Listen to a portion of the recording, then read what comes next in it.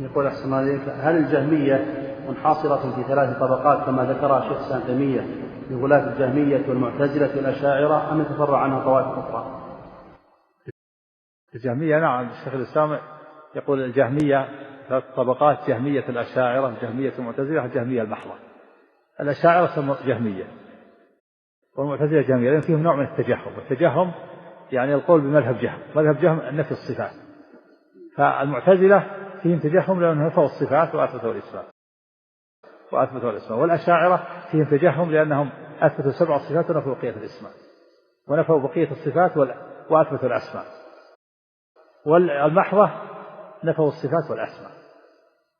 الجهمية المحضة الذين نفوا الأسماء والصفات هم الذين كفرهم العلماء والأئمة، حتى قال عبد الله بن مبارك: ليسوا من 72 فرقة، خارجون من 72 فرقة.